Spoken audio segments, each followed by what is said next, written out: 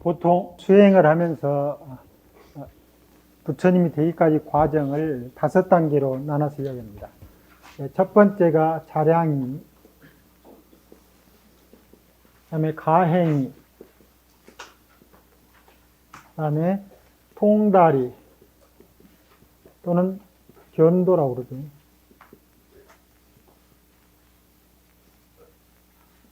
견도이, 그 다음에 수수비, 그 다음에 구경이.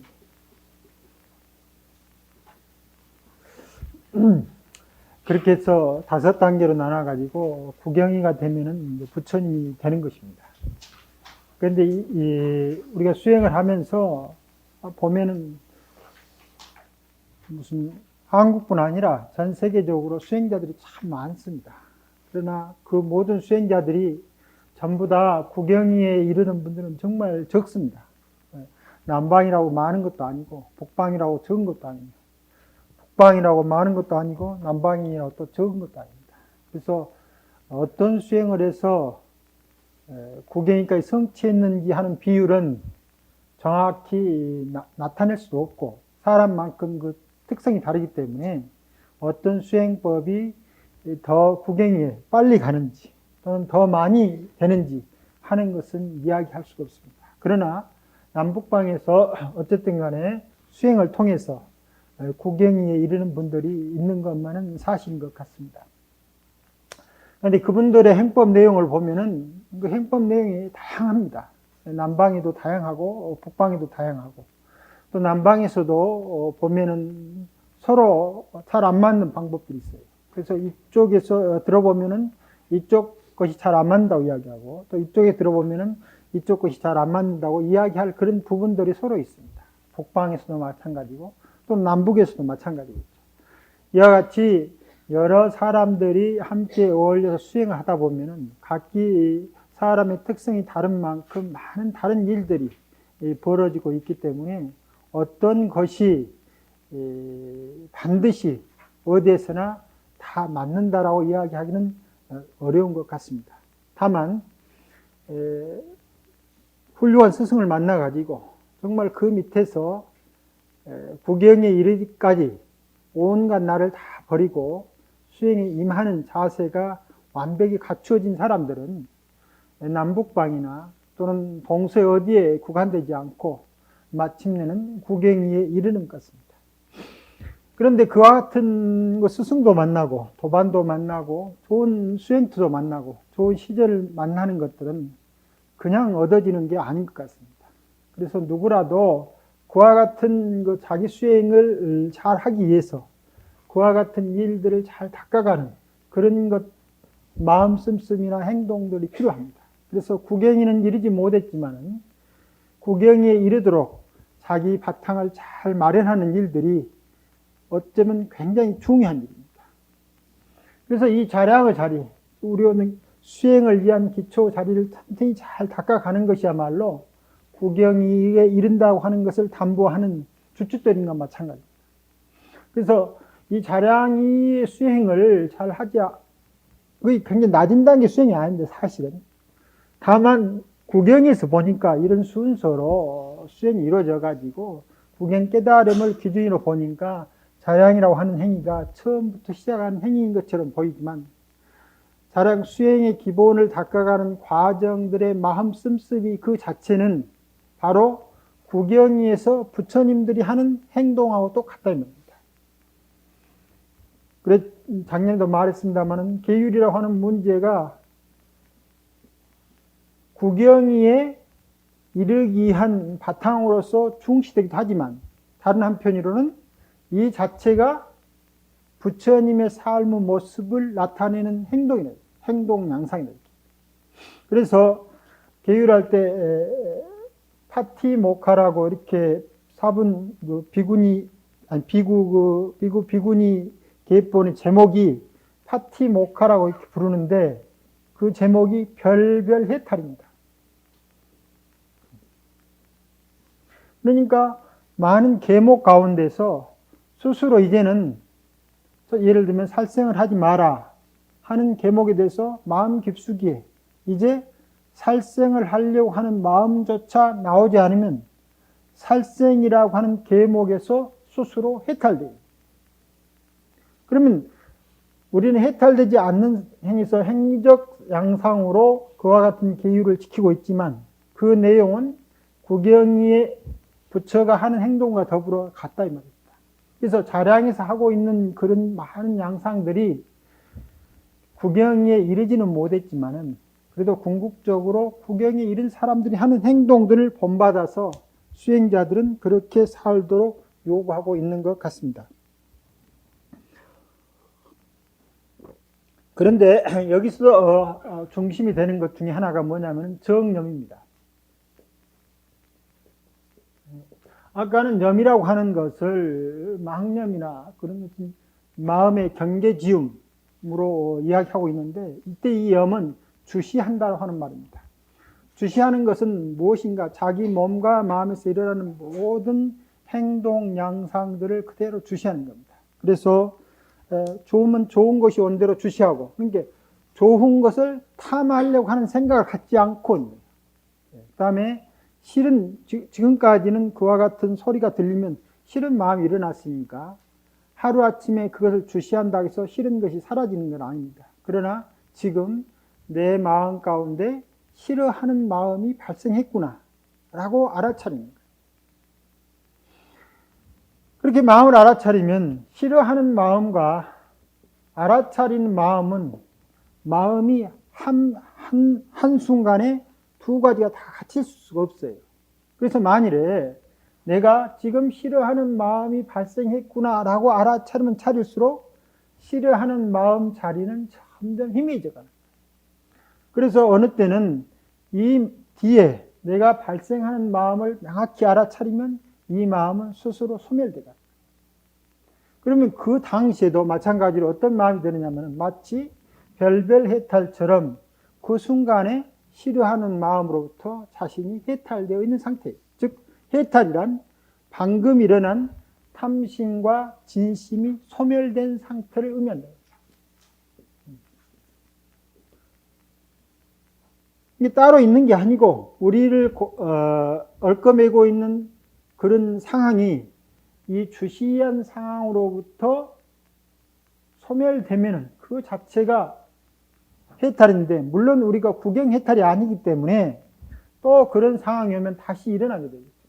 그러나 방금 마음 집중을 통해서 여기에서 일어나는 싫어하는 마음이 일어나는 것을 나는 지금 무엇을 싫어하는 마음을 일으키고 있구나 알아차린 그 알아차린 마음에 의해서 바로 전 순간에 싫어한 마음의 힘은 약해지고 알아차린 힘은 커지면은 이 힘만큼 다음 찰나에 또 싫어한 마음이 일어났을 때 보다 쉽게 나는 싫어하는 마음을 일으키고 있구나를 띄어올리기가 쉽고, 그리고 싫어하는 마음으로부터 받은 불만족스러운 감정 상태가 녹아난다.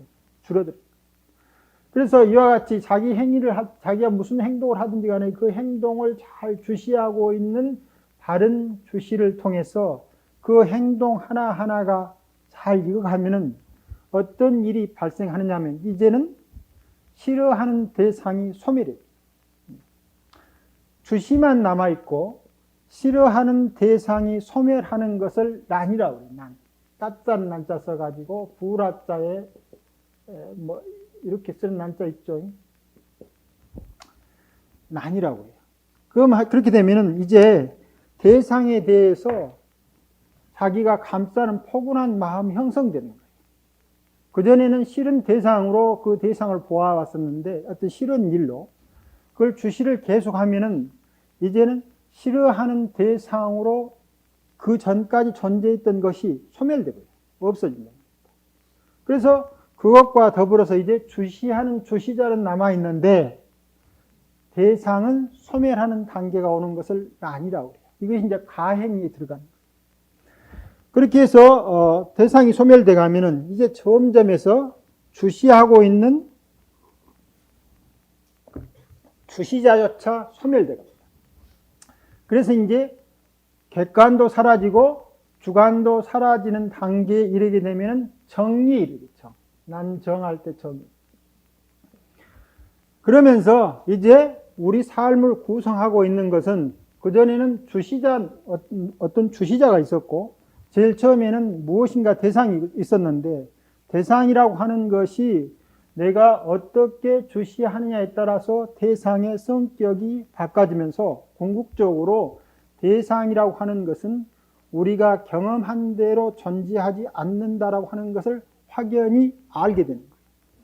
그런데 대상이 우리가 존재하는 대로, 우리가 보는 대로, 들리는 대로 존재하지 않는다라는 것을 알면 알수록 그것을 보고 있는 나도 보고 있는 것으로 존재하지 않는다라고 하는 습성이 점점 발현돼서 주시자가 사라지게 돼요.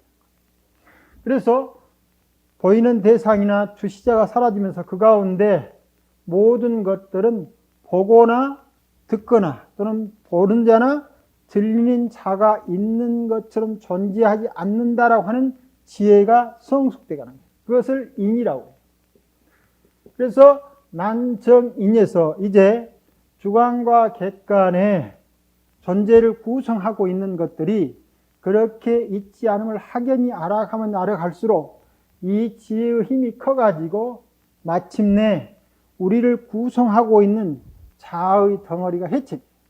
악연이 해체되는 거예요. 이 악연이 해체되는 순간이 뭐냐면 세제일법, 즉 이제는 중생세간으로서 성인의 세간으로 들어가는 그 마지막 단계를 세제일법이라 하는데, 난정인 세제일법, 그 세제일법을 통과하게 되면 비로소 우리가 견도이에 이르는 거예요. 그러니까 견도이에 가장 궁극적으로 남아있는 것은 악연이 발생하지 않는 거예요. 아까 우리가 아상, 인상, 중생사, 수상했죠. 그와 같은 거예요. 발생하지 않는 단계에 이르게 되면 그것을 견도라 하고 통달이라고 해요. 그러나 자량이나 과잉 상태에서도 주시가 지속되면 이와 같은 견해가 일어나기는 일어나도 점점 소멸되가. 그런데 통달이 지나고부터는 이러한 견해가 바로 일어나는 순간 거의 저절로 소멸되가. 여기에는 주시를 통해서 소멸되갔다 하면 견도의 이상 이르면 여기에 닦아놓은 수행 공덕의 힘이 굉장히 강하기 때문에 그 힘에 의해서 남아있는 우리가 타고날 때부터 자아의 상으로 맺혀져 있는, 즉 세포 하나하나 속에까지 아상의 덩어리가 남아있는 그런 것들이 아직 소멸되진 않았는데 일어나면 저절로 소멸되가. 그러니까 내가 주시를 하지 않더라도 우리 뇌 쪽에 들어있는 수행의 힘에 의해서 소멸되어 가는 것. 이것을 뭐라고 하느냐면 수습이라고 해요. 수습. 습관이 바뀌어서 닦여집니다. 그러다가 마지막에 이제 몸과 마음을 구성하고 있는 모든 변화가 있게 되면 구경입니다. 그렇기 때문에 여기에서 자량에서 자기가 하고 있는 행동의 모든 양상들을 잘 주시하고 있으면 그것이 나한테 불만족스러운 상황으로 왔지만은 그 상황을 다음 찰나로 연결시켜 가지 않는 거예요. 그 상황이 일어났구나 하고 딱 주시하면은 주시하는 마음이 강해졌으니까 그 주시하는 마음이 강할 때는 다른 마음이 우리 마음 자리에 자리를 잡지 않는다. 이게 끊임없이 자기 주시를 계속하면 할수록 우리를 불만족스럽게 했던 행동과 마음의 흐름이 연속되어 갈 수가 없게 됩니다. 그래서 주시가 살아있으면 자량이지만 그 내용 자체가 마치 구경이에 이르러서 다시는 불만족 상황이 우리한테 발생하지 않는 거나 더불어 똑같다. 비록 이것이 수행을 시작하는 사람의 첫 단계에서 그렇게 됩니다. 그래서 이제 욕심내고 성낼 만한 대상이 사라지게 되면은 이제 우리는 무슨 지혜에 올랐다 하냐면은 현인의 지혜에 올랐다고. 그 다음에 이 현인의 지혜를 세제일법을 통해서 견도에 오르면 성인의 지혜에 올랐다고. 그래서 이 다음부터는 성인의 지혜가 되는 거고 여기서부터는 현인의 지혜가 됩니다. 그러면 현성이라고 하는 것은 여기서 보면 모든 현성들이 다 무위법으로 이유차별한다고 있는데, 자, 여기서 보면은 정념이라고 하는 것이 이거지면은 내가 그런 상황이 있는 것만을 여실히 아는데 그 상황을 연출하는 것은 우리 의식이 하는 게 아니에요. 무엇이 하느냐? 우리 몸을 본래부터 구성하고 있는 영기적 암. 내가 알라고 해서 아는 게 아니고 몸이 더 먼저 알고 우리 의식 이면이 더 의식 너머에 있는 의식이 그 상황을 더 먼저 알아서 그 상황에 알맞도록 자기 행동을 연출해내는 거예요. 그것을 뭐라고 하냐면 무위법이라고 해요. 의식 너머에 있는 의식. 그 다음에 영기적 알을 저 스스로 알아서 표현해주는 몸. 이런 것들이 위해 가지고 그 상황에 알맞도록 자기 모습을 드러내 보인다 이 말입니다. 그러니까 이 모의법의 근간은 무엇입니까? 정념이는 거예요. 자기가 일어나고 있는 모든 마음과 행동들, 흐름들을 그냥 주시하고 알아차린다. 아, 나는 지금 이런 마음이 있구나. 이런 마음이 있구나 딱 알아차리면은 그 마음이 강해질수록 바로 전에 일어났던 마음이 자리를 비켜주는 거예요. 계속. 그래가지고 궁극적으로는 내가 특별히 하려고 하는 게 아니고 그 아닌데도 불구하고 연기적 상황에 맞도록 자기 표현이 가능해지는 거예요. 이것이 뭡니까? 그러니까 알아차리는 것 자체가 마음심이 되는 거예요. 내가 특별히 성난 마음을 없애가지고 성난 마음을 없애서 성난 마음부터 자유스러워지려고 하는 게 아니고 성난 마음 그 자체가 어떻게 해서 발현돼서 소멸돼 갔는가를 명확히 알아만 보고 있으면은 나는 점점 어디로 흘러가고 있느냐면은 마음심의 자리로 흘러들어가고. 이게 쉬려고 쉬어지는 게 아니에요. 알아차려야 쉬어진다. 그래서 이 알아차려야 쉬어지는 것을 관이라고 해요. 관. 정념하면서 정관. 그러면 알아차리고 본다고 하면은 그 결과가 내주는 마음의 양상은 뭡니까? 시입니다. 그것을 지라고 하지. 그러니까 내가 어떤 하나의 대상에다가 마음 집중해서 거기에 하고 있는 삼마타적 상황을 연출하지 않더라도 모든 인연이 일어났다 소멸해진 것에 대해서 자기 주시를 끊임없이 하고 있으면 그 상황에 대해서 다음 찰나로 그 상황이 이월되지 않는다. 그러니까 힘이 강해지면 강해질수록 일어났으나 바로 불만지러운 상황은 소멸되가. 그러니까 저절로 그 전에 일어나는 마음은 그치게 되는 거예요. 그러면서 무엇이 일어나느냐면 모든 차별법, 이 차별이 인연법이에요. 인연생멸법인데 기신론에서는 이것을 관을 인연생멸법을 잘 아는 거라고 해요. 그래서 우리가 마음 지킴을 잘 하고 있으면 저절로 마음이 쉬어지면서 인연생멸법이 그 상황에 따라서 알맞게 연출됩니다. 누구 하려고 하지 않다. 그러면서 점점 이제 주객을 나는 마음이 사라져가는 거죠. 이와 같은 힘을 가진 이들이 현인이고 성인이에요. 그래서 이 같은 현성만 되면은, 현인만 되면은 이제 여기서 난이라고 하는 것은 따뜻함인데 실제로 몸에서 많은 경우에, 상당히 많은 경우입니다. 뭐 이건 반드시는 아닌 것 같습니다. 그리고 어떤 분들은 이런 경험을 하다 보면은 이 상태에서 정말 몸에서 생명열이 발산합니다. 생명열이 발산해가지고 그 전까지 몸을 구성하고 있는 그런 번뇌적 요소가 소멸돼가는 그런 양상들이 발생하는 것 같아요. 그러나 그것이 발생했다고 해서 반드시 뒤찰나에 번뇌가 소멸돼가는 것은 아닐 것 같습니다. 그러나 이와 같은 상황에서 몸과 마음에 따뜻한 기운이 발생하는 것이 상당히 다반사이긴 하지만, 그러나 몸과 마음이 그와 같은 기운이 발생했다고 해서 항상 난이에 이르는 건 아니에요. 난이에 이를 과정까지의 생멸인연법을 잘 관찰하고 그 다음에 마음심이라고 하는 것이 연결돼서 이 상황에서 우리가 생각하는 대상이라고 하는 것이 어떻게 존재하는가 하는 것을 아는 지혜가 동반된 마음 따뜻함이 일어나야 됩니다. 근데 몸과 마음에서 그냥 그런 열이 발생만 하면은 난이가 아닌 거예요. 그래서 그와 같은 지혜가 동반됐을 때 완벽한 현인의 지혜로서 난이가 따뜻함이 일어난다.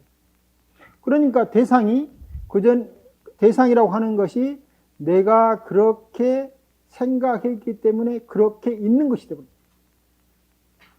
바꿔 말하면 이제는 대상을 보는 것이 무엇을 보는 것이 되느냐 하면은 자기 마음을 보는 것이 됩니다.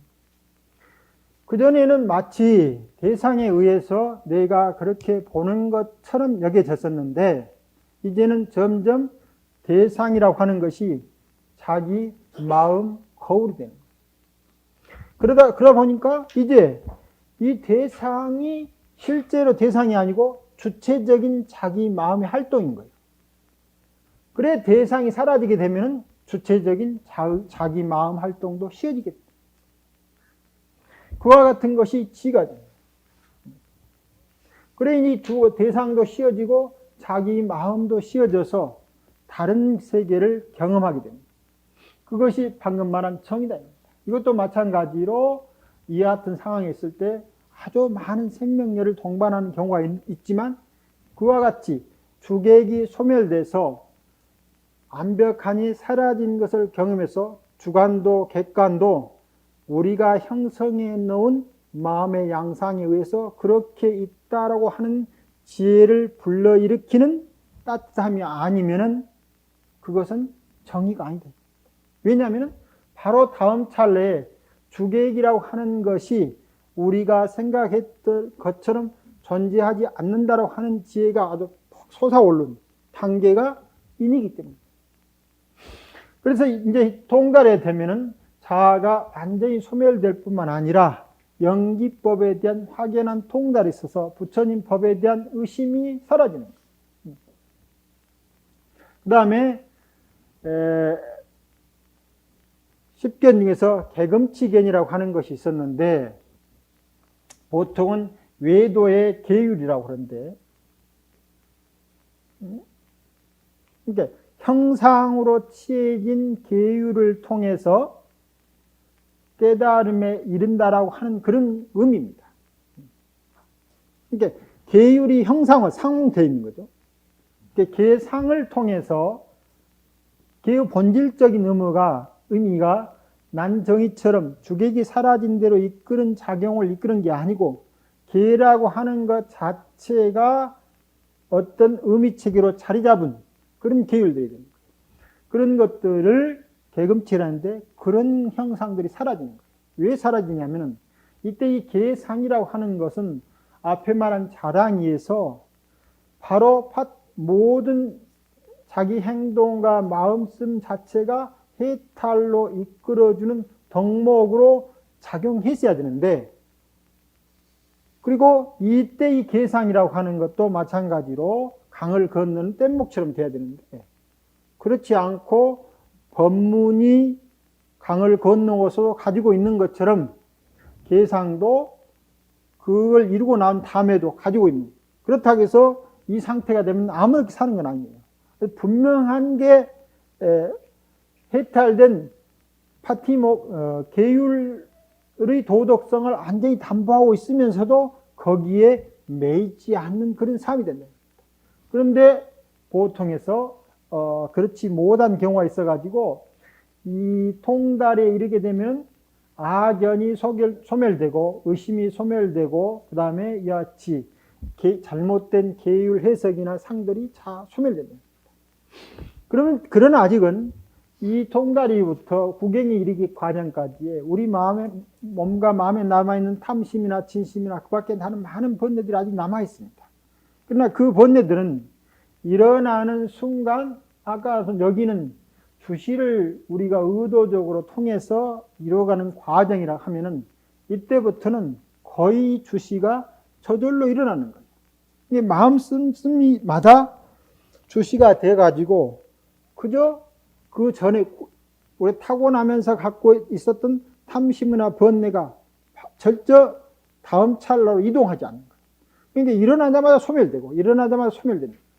그래서 궁극적으로 우리 몸을 이루고 있는 그런 양상들이 다 소멸되어가는 과정이 수습이에요. 그래서 이 단계를 견도부터 아라한까지 이 사성으로 나누고 있고 그 전을 삼현이라고 이렇게 이야기를 하고 있습니다. 그러면 그렇게 보면 앞에서 말한 대로 이제 부처님께서 법을 설하고 부처님께서 제자들을 만나지만은 이 단계만 돼도 설해질 법이라고 하는 것이 주체적 상황으로 결정되어 있지 않는 거예요. 왜냐하면 법이라고 하는 것이 부처님에 의해서 설해진 거거든요. 소설이죠. 소설인데 이 소설이라고 하는 것이 이와 같이 무의법의 마음씀에 따라 가지고 즉 그 만남의 장에서 어떻게 하면은 무의법을 드러내 보일까라고 하는 장면에서 차별적으로 일어난 법문 형태라 이 말입니다. 그러니까 그와 같은 장면이 사라지면은 여기서 말씀하신 이 법은 대상으로 남아있는 게 아니다. 부처님이 설해진 법이라고 하는 것은 법이 어떤 장면보다 먼저가 아니고 그 장면, 즉 만남의 관계의 장면 속에서 법이 무의법으로 저절로 일어난다. 그래서 이와 같은 사람을 만나면 이와 같은 법이 부처님과 그 만남 사람들의 관계 속에서 저절로 일어나고 다른 사람을 만나면 이 법이 아닌 다른 법이 그 만남의 장에서 저절로 일어납니다. 그러니까 이 법과 이 법을 비하면 서로 차별이 있는 것처럼 보이지만 그 내용이 지와 관이라고 하는 관을 통해서 우리를 해탈로 이끈다는 데서는 아무런 차별이 없는 거예요. 그래서 부처님께서 법문을 우리한테 해주는 내용이라고 하는 것은 법문의 내용의 다름의 문제가 아니고 법문이 우리를 해탈로 이끄는 데에 의미가 있다는 거예요. 그런데 만일에 그 법문이 우리로 하여금 해탈로 이끌지 않고 법문 그 자체가 법문이 되는 경우 무엇이 아직 소멸되지 않았습니까? 가행위에서 대상도 아직 소멸되지 않는 거예요. 우리가 부처님 법문을 볼 때 그 법문이 마치 내가 그 법문을 보는데 그 법문이 있는 것처럼 사유되고 있는 거예요. 그러면 우리는 난이도 아직 못 가는 거예요. 난이도. 즉 진실로 대상과 더불어서 따뜻한 마음 자리를 나눌 수 있는 바탕을 확보하지 못합니다. 그렇게 하기 때문에 부처님의 법을 정법이 없다고 그래요. 정법. 만일 정법이 있게 되면은 여기서 말하는 무의법으로서 차별이 있을 수가 없다 이 말입니다. 그래서 어떤 사람을 만나든지 간에 그렇게 말해서 모든 상황이라고 하는 만남의 상황이라고 하는 것은 배제되고 법문이라고 하는 것에 의해서 그 상황이 그렇게 되도록 되는 거죠. 그렇게 되면은 정해진 법이 있다라고 이야기할 수 있는데 부처님은 마치 따뜻한 마음 나눔을 이루는 자리이기 때문에 어떤 상황에서 그것이 따뜻한 마음 자리로 있을 것인가 하는 것은 어쩌면 부처님의 정념이 하는 게 아니고 바로 무의법이라는 영기적 상황이 부처님의 몸과 마음을 통해서 그렇게 이야기하도록 한다 이겁니다. 부처님은 언뜻 보면 의도적으로 이야기하는 것처럼 보이지만 침묵 속에서 잠시 침묵 속에서 함께 만남을 누르면 저도 모르게 마음 가운데서 거기에 맞는 상황의 법문이 행해지고 있는 거예요.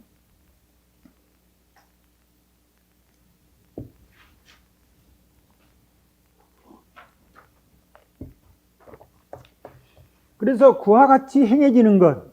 그래서 그것을 뭐라고 합니까? 상, 정등, 정각이라고 하는데, 이때 이 무라고 하는 말이 여기서 말하는 무위법하고 똑같은 거예요. 상하가 없어요. 여기는 무상이라고 했지만 실제는 무상하예요. 상하가 없는 거예요. 무엇이냐? 차별이 있기는 있는데 어떻게 차별하느냐면 특별한 성품에서 차별한 게 아니고 사람이 살아온 습속과 여러 가지 관습이 다르니까 그 관습에 맞는 것을 통해서 무엇인가를 드러내 보이는데 그 이름이 이제 상하가 사라지는 데서 이루어지는 거예요. 상하가 사라진다고 하는 것은 전번에 말했을 때 이와 같은 상황을 나눠보면은 여기가 상이라고 하고 여기가 하라고 할 수 있는데 무상이라고 하는 말은 이 상과 하가 통째로 어울려지는 일심의 상황으로 바뀌어버리는 거예요.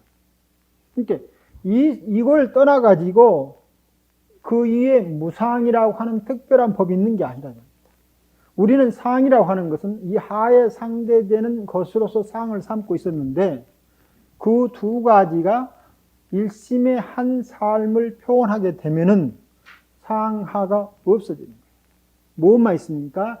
난이를 통해서 얻어지는 것 같은, 즉 대상이 자기 마음인 줄을 확실히 알고 더 나아가서 자기 마음조차 대상 지움을 사라지게 되면 대상과 자기가 하나의 따뜻함으로 연결되어진 것과 같은 그런 상황이 일심으로 드러나는 것이 무엇이냐 하면 무상이 됩니다.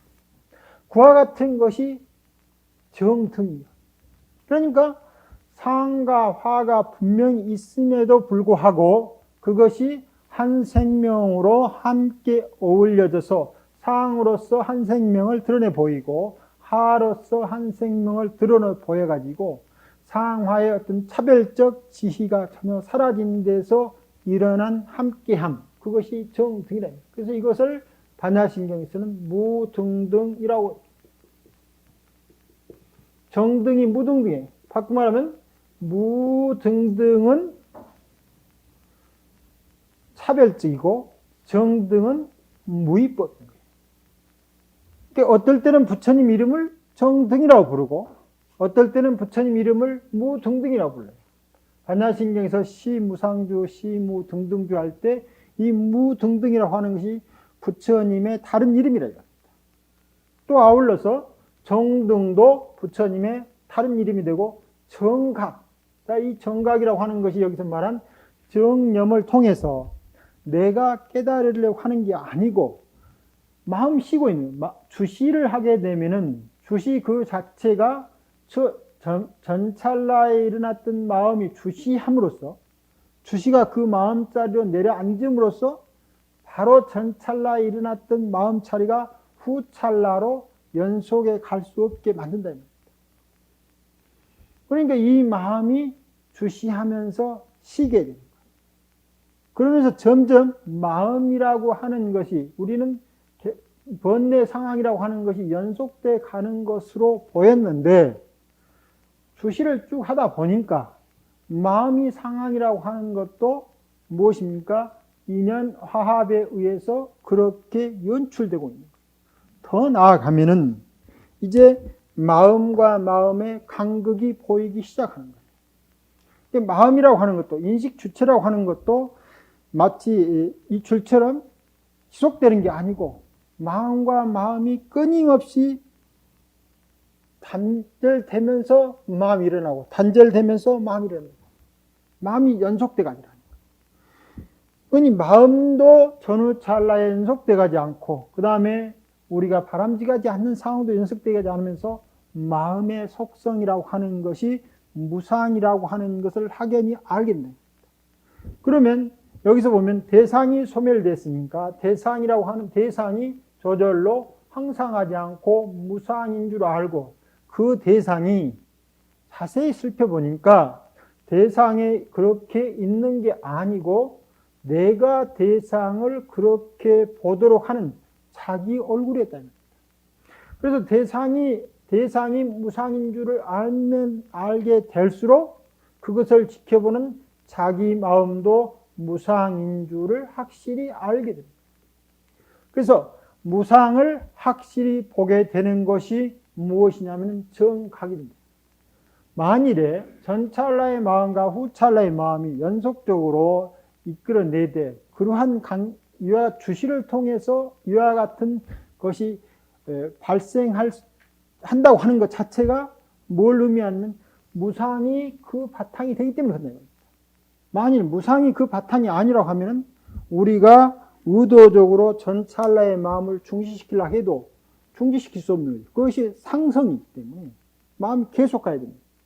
그런데 주시를 통하면은 마음과 마음 자리도 비어있지만 더 나아가서 이러한 마음이 다른 마음의 자리를 계속 내주는 거예요. 이와 같이 마음이 다음 자리에 마음을 계속 내주는 것을 사연 중에서 뭐라고 부르냐면 등무관연이라고 불러요. 그러니까 바로 전찰나 일어난 마음이 간격없이 다음 찰나의 마음을 자리를 비워주는 거예요. 그러니까 우리가 주시가 가능한 거예요. 어떤 상황이 우리 앞에 푹 올라왔어도 주시력만 강해지면 바로 앞에 일어난 마음자리가 이 자리로 가지 않을 수 있는 구조로 되어 있다는 우리 마음 흐름 자체가. 그래서 이제 마음이 그 자체가 무상인 줄을 확실히 알게 되고 또 앞반에서 무아인지를 확실히 알고 하면은 바른 깨달음입니다. 바른 깨달음. 그래서 안욕따라 삼맥삼보리는 결국 무상, 무아를 명확히 보게 되는 거예요. 그러면 그 안욕따라 삼맥삼보리라고 하는 것이 아라든가 상으로 자리매김할 수 있는 어떤 것이 없어요. 그러니까 서술대, 무엇으로 서술해서 주어와 수로 관계로 서술돼야 되는데 이 주술 관계에서 무엇인가가 스스로를 부정하고 있으면은 이 주술 관계가 성립되지 않은 거예요. 그러니까 이 자체가 이미 무하고 무상이 되었기 때문에 정법이라고 하는 주어 관계를 성립시킬 수 없다 이 말입니다. 정법이라고 하는 것은 상법과 아법일 수는 있지만은 무상법과 무아법은 아니다. 그러면 무상무아로 정해진 것이 아니냐 하는데 마찬가지로 아까 앞 시간에 말했을 때 이 무라고 하는 것은 비존재로서 무를 가리키고 있는 게 아닙니다. 왜냐하면 이 무는 무의법의 무를 가리키면서 인연법에 따라서 상아를 끊임없이 내놓고 있는 거예요. 그러니까 무인 것 같으면서 상이고 상인 것 같으면서 무가 됩니다. 그런 의미에서 무상정등 정각이라고 하는 것은 어떤 것이라고 결정할 수가 없는 거예요. 왜? 무의법으로 이 의차별하고 있기 때문에. 그래서 모든 현성들이라 모든 깨달음에 이르렀거나 수행이 잘 된 분들의 삶이라고 하는 것은 무의법으로 이유차별하고 있는 것, 무의법으로 차별상을 드러내고 있는 것이 무슨 표현이냐면은 깨달음의 세계를 매 순간순간마다 드러내 보여주고 있는 거예요. 수보리야, 그러니 너는 또 어떻게 생각하느냐? 열애께서 얻을 법이 있었겠느냐?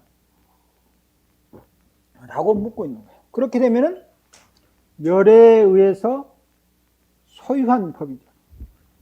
마치 보는 마음이 대상을 보고 있는 줄 알았더니 자세히 살펴보니까 대상이라고 하는 것은 내 마음이 만들어내는 모양을 대상에다가 비추어 가지고 그것이 대상이라고 인식하고 있는 거예요. 그러니까 대상을 보는 게 아니고 마음이 가지고 있는 자기 소유를 보고 있는 거죠. 그런데 열애께서 안욕다나 삼맥삼모라고 하는 것은 바로 이와 같은 과정을 지나서 주체도 객체도 소멸한 데서 피어나는 것이다 이 말입니다. 그러니까 그걸 얻을 열애가 있거나 그걸 열애에 의해서 소유되어지는 안욕따라 삼맥삼보리라고 하는 법이 없는 거예요. 주체도 없고 그것에 의해서 소유되는 것도 없다. 즉 아도 없고 아소도 없다. 바로 열애는 그래서 정념의 마음빔이라. 열애가 따로 있는 게 아니고 마음빔이 행동으로 나타난 모든 것 그 자체가 열애를 표현하는 것이지 열애께서 안욕따라 삼맥삼보리를 얻는 게 아니에요. 다만 안욕따라 삼맥삼보리로 살고 있는 거예요. 그러니까 매 순간순간마다 소유의 주체나 소유된 내용이 있는 게 아니에요. 그리고 그 열애에서 또한 설할 바 법이 있겠느냐. 소설법. 자, 이때 법이라고 하는 것도 마찬가지로 우리 보통 이것부터 먼저 생각하면 돼요. 의와 관계된 법이라는 겁니다. 그러니까 열애께서 무상정등 정과를 얻어가지고 그것을 의미체계로 나타낼 수 있는 것이 있겠냐. 우리가 깨달음이라고 하는 것은 언어적 의미체계로 서술될 수 있겠느냐라고 묻고 있는 거예요. 그런데 그러한 깨달음은 언어체계에 의해서 서술되어질 수 있는 것이 아니다라고 해요. 즉 의식이 대상을 보고 그것을 말로 설명할 수 있는 것과 같은 것이 아니다. 왜냐하면 의식이라고 하는 것은 우리 인간 세상을 이루는 지극히 제한된 영역에서 활용성을 갖고 있는 거예요. 그러니까 인간 세상의 의식 밖의 것을 의식이 넘볼 수가 없어요. 인간의 모습을 한 삶의 상태에서 의식은 인간의 의식세계를 구성해내는데 열애는 인간의 의식세계뿐만 아니라 인간의 의식세계 밖에까지를 삼매 체험을 통해서 경험한다 이겁니다. 그러니까 우리가 말하는 이 설법이라고 하는 것은 말을 통해서 말의 의미체계 속에다가 어떤 사실을 표현해내는데 이 의가 인간이 가지고 있는 의미체계 밖을 경험하기 시작하면은 우리가 쓰고 있는 언어체계로 그 법을 설할 수가 없다는 겁니다. 그래서 수보리께서 말하기를 제가 부처님의 설법을 듣고 이해한 바들은 그렇지 않다는 겁니다. 즉 언어가 가지고 있는 결정성으로서 깨달음을 말할 수 없다. 이때 이 언어가 가지고 있는 결정성은 어디에 해당되냐면 우리가 말하는 인간이라고 하는 언어의 의미체계 속에다가 깨달음을 담을 수 없다는 거예요. 그러니까 우리가 한편으로는 우리가 쓰고 있는 언어로부터 굉장히 자유스러워지면은 무상의 해탈을 엿보는데 아주 가까워집니다. 그러니까 언어 씀이 우리들이 삶의 아주 중요한 부분을 차지하는 거예요. 왜냐하면 말이 만들어 놓은 개념을 통해서 그것이 좋아 보이기도 하고 그것이 싫어 보이기도 하고 그리고 그 개념에 맞게 우리 몸과 마음을 이루고 있는 세포가 그런 식의 종자를 구성합니다. 그러니까 우리는 종자에 의해서 말을 하고 있지만 우리가 말을 하고 있으면 그 말이 우리를 다시 종자시킵니다. 그래서 말과 종자가 끊임없이 교류되면서 대상을 말에 맞게 파악하도록 되어 있다. 그런데 저희가 생각해 보기에는 부처님께서 설하시는 이 모든 법들은 그렇지 않다. 즉 말이 가지고 있는 결정성이 어떤 것으로서 표현되지 않는 것이다. 그 말을 넘어서는 것이다. 그것이 바로 안욕따라 삼맥삼보리고 그러한 법을 열애께서 설하고 있다는 겁니다. 그래서 열애께서 설할 수 있는 법은, 설한다고 하는 법은 이때 보면은 이제는 설하기는 설하되 그 사람이 말이 가지고 있는 의미체계의 내용을 드러내 보이는 게 아니고 아까 만남 속에서 우리도 하여금 따뜻한 관계를 구성해내는 그런 말들이 나오는 거예요. 그러니까 아까 이 자랑이 할 때 아주 중요한 것이 있는데 그 사섭 자랑이 중에 하나가 사섭법인데 그의 예어섭이 있다. 예어섭.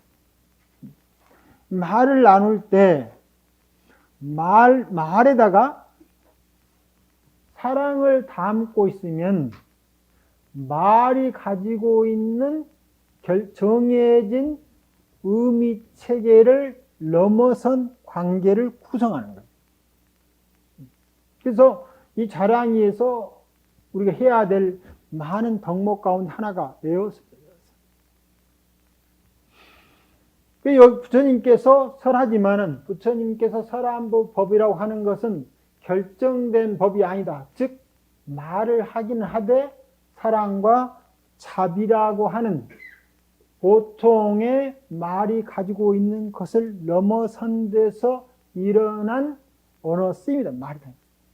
그러니까 그 말만 가지고 있는 의미 체계로서는 파악되지 않는다. 그래서 그와 같은 것은 자 꽃이 아름답다 했을 때 아름답다는 말로는 할 수 있지만 근대로 재볼 수는 없어요. 나는 100g 정도로 꽃이 아름답다고 느낀다. 나는 50g 정도로 꽃이 아름답다고 느낀다고 할 수 없다는 겁니다. 그러니까 이와 같이 우리가 쓰고 있는 많은 경우에 논리적 의미체계의 말도 있지만 논리적 의미체계로 뛰어넘는 그런 감동적, 감성적 언어체계가 있는 거예요. 이 둘 중에 어느 것이 더 낫다라고 이야기할 수가 없습니다.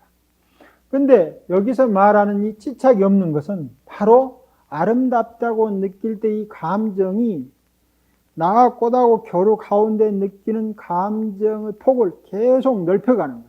그래서 꽃한테 느꼈던 아름다움의 감정이 그 밖에 다른 것과 더불어서 소통하는 것은 마치 말을 하되 말을 넘어선 것과 똑같다는 겁니다. 그래서 말뿐만 아니라 그 말을 하고 있는 당사자의 감성 체계까지도 넘어서는 것.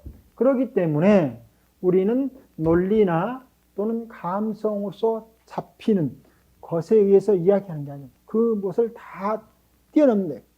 그래서 말은 하고 있지만 그것이 말로서 설해질 수도 없는 거고 말로서 잡히지도 않는 거다. 그 같은 것은 법도 아니고 이 법이라고 하는 것은 격자주의라 했죠. 무엇을 알아차리려면 이와 같은 것에 만들어 놓고 이런 창을 통해서 사물을 보게 되는데 여기서 많은 자비나 여섭이라고 하는 것은 이런 격자창의 범주를 넘어서기 시작합니다. 그러나 어떤 때가 되면은 바로 이것이 무엇으로 이용됩니까? 격자이면서도 이 격자를 넘어서는 자기 부정을 불러오는 쪽으로 사용되고 있는 거예요. 여기에 구간되지 않고 이것을 넘어선다는데도 구간되지 않기 때문에 그것을 법이라고도 할 수 없고 법이 아니라고도 할 수 없다. 그래서 선성이 무위법으로 차별한다라고 이야기한다. 왜냐하면 법이 또 나타날 때는 법으로 차별을 나타내고 법 아닌 것으로 차별을 나타내는 차별을 나타내고 법과 비법을 마음대로 넘나들면서 법에도 걸리지 않고 비법에도 걸리지 않으면서 깨달음의 세계를 나타내는 분들이 현인과 성인이기 때문에 그렇습니다. 여기까지 하고 10분간 쉬었다 하겠습니다.